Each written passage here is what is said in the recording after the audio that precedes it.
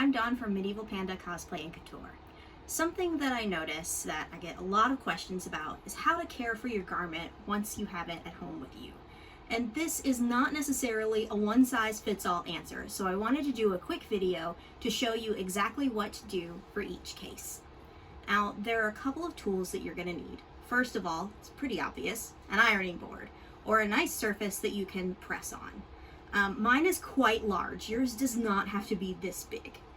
The next thing that you're going to need is something that a lot of people don't have on hand, but you can easily get by either making it yourself, running out to a craft store, or looking on an online retailer like Amazon.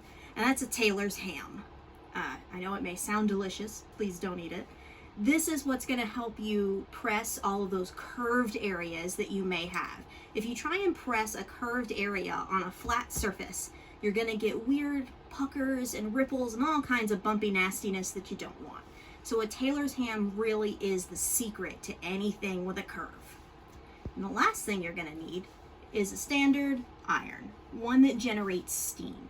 You don't need anything fancy here either. I got mine from our local hardware store. It's no name brand. You don't have to worry about the quality of your iron. It just needs to be able to do a couple of important things. First and foremost, it needs to be clean and able to have a steam setting.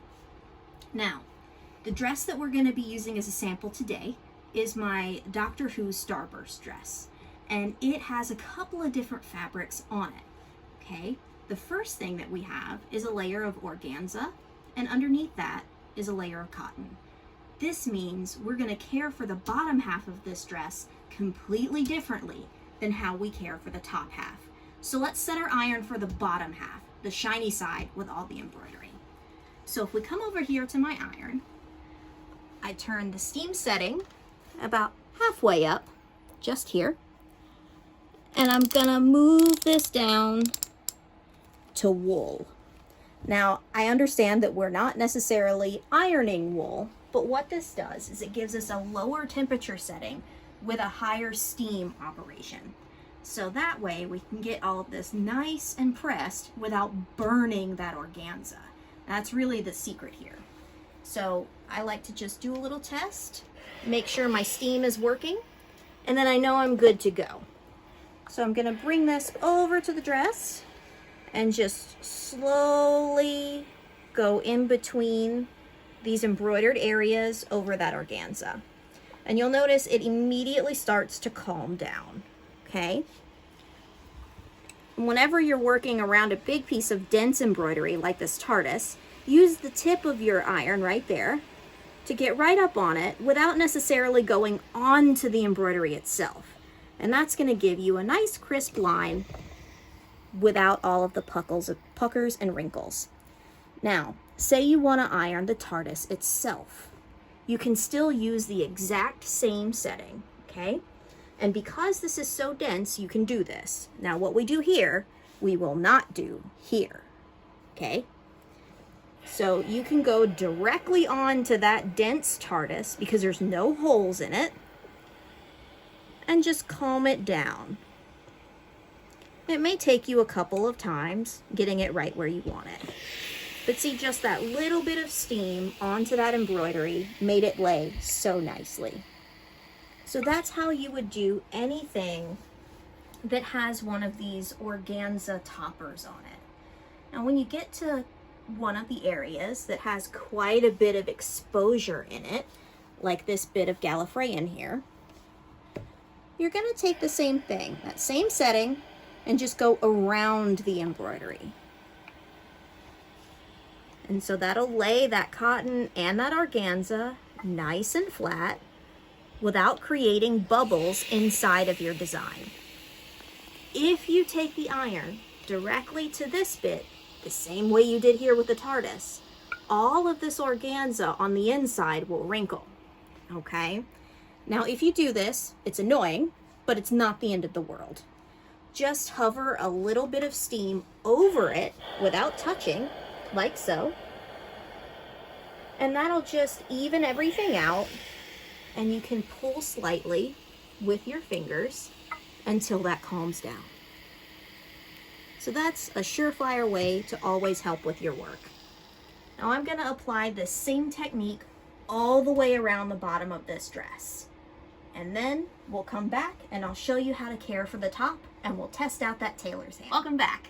So now you've got the whole bottom of your dress done and we're gonna focus on the top. So we're gonna make a slight change in our iron here. We're gonna change from the wool setting over to the cotton setting. Now it may take your iron a minute to catch up. If yours has a little light on the bottom like mine does, wait until it goes out and then we'll start. So here's our top with just the cotton, no organza. So we're gonna stay on this side of the line. Now here, you can take that iron directly to that fabric all day long. You're not gonna have a problem, all right? You'll see that lays down nice and flat. Be really, really careful if you try to touch it immediately. It's gonna burn, all right? And if you do get a little bit onto this velvet ribbon, if you've chosen to have that on your garment, that's totally fine. I would just say, do your best to not directly iron this velvet ribbon because it does have some synthetic material in it and it could burn. Now, for the good stuff. This bodice has tons of curves. And it wouldn't really work if we tried to iron it on a flat surface. So this is when you grab your handy dandy tailor's ham and you pop it right here. Notice that it's filling out a lot of this space and this bodice already wants to lay down quite nicely. Now that's because every dress that we make here at Medieval Panda has tons and tons of support structure on the inside. So there's very little that you're gonna have to do to make this look good. But we're gonna do our due diligence.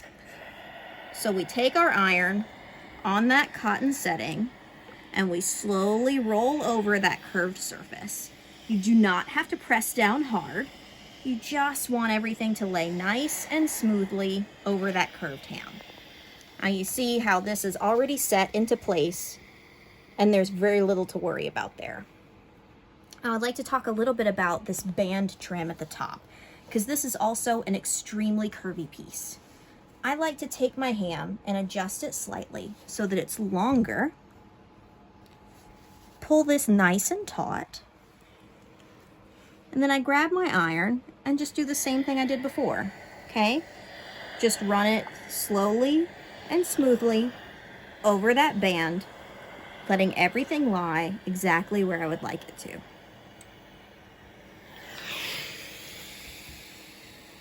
Give it just a second for safety. And then you can pull this out, remove your ham, and see that on the inside, you've got a nice flat surface to work from. And on the outside, everything is laying just as it should. Now this may take you a couple of tries to get used to because it's probably not a technique that you use on your everyday shirts, and that's fine. Remember, steam is your friend. So if you put a crease in something and you don't like it, don't worry. Let it cool down and just try it again. Occasionally, something may benefit from being pressed from the opposite side. It's pretty rare that you have to do this, but on the off chance, I wanted to show you how to do it anyway. So what I'm gonna do is this is an unlined dress, so I can show you exactly what this looks like underneath. Okay, this is a prototype. So you see that this is a bit wonky here. None of this is laying down quite nicely. And I'd like it to, because I don't want anything to catch on my petticoat. So I've got my iron once more, and I'm gonna press this seam open. And I like to give it a little wiggle as I go up.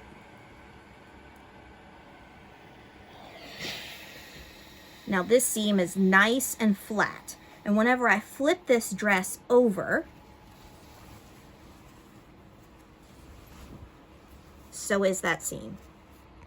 So if you're having trouble with a specific area and it's not laying quite the way you would like it to from the top, flip it over, press it from the bottom, and see if that solves your problem. Sometimes things need to be pressed from both the top and the bottom. Every fabric is a little bit different, so just let it listen. You need to just listen to it. It's gonna tell you exactly what it wants and what it doesn't want. when in doubt, start with the wool setting on your iron, or whatever your low heat, high steam setting is. All right?